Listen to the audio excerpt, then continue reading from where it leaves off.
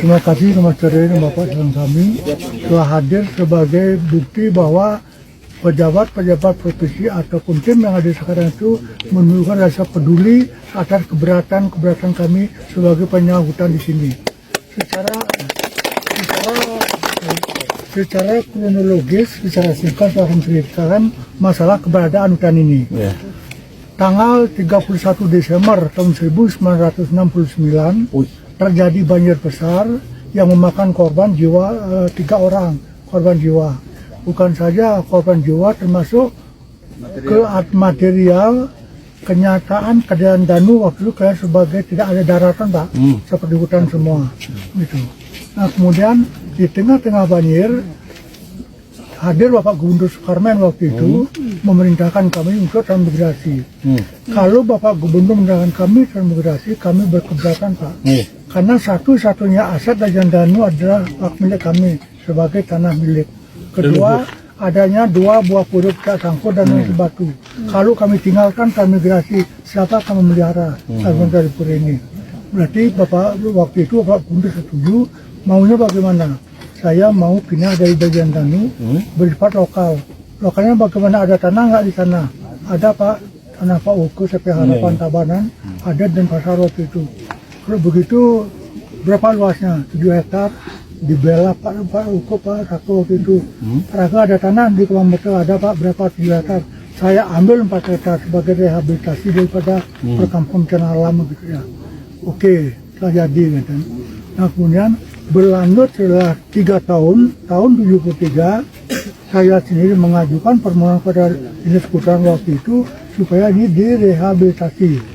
Jadi sekian puluh ribu resimalnya kami tanam tahun 73 sampai sekarang berapa usianya. Jadi di samping itu kami diberikan kewajiban oleh kehutanan untuk memelihara tanaman hutan. Jangan sampai selamatkan hutan.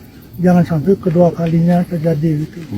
Nah, ya, kemudian setelah kami pelihara itu hutan bagus, kemarin kami merasa dikejutkan oleh keberadaan ini.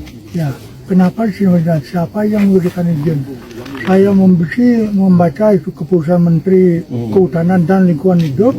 Salah satu setelah pertimbangan disebutkan di sana itu adalah untuk menyelamatkan keutuhan hutan, menyelamatkan kebebasan hidup daripada binatang-binatang hutan, ekosistem, termasuk juga nanti hayati yang ada itu perlu diselamatkan.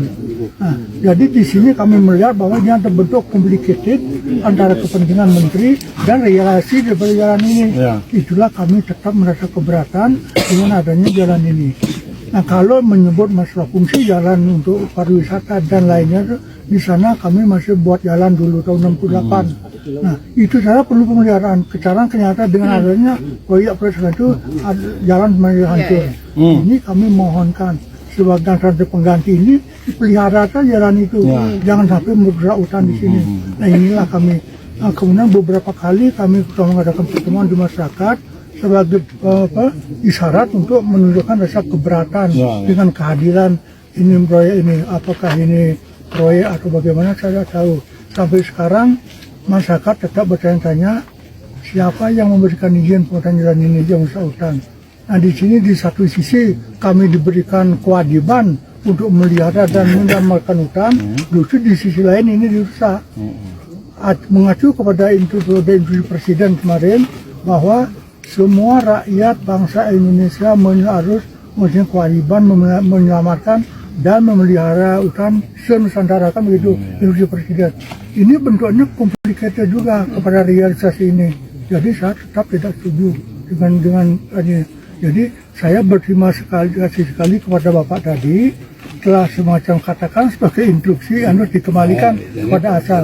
Ini pun merupakan juga kesepakatan masyarakat kami semua. Ini tidak diberikan juga untuk berlanjut, kembalikan pada asal, bongkar tanami. Ayo.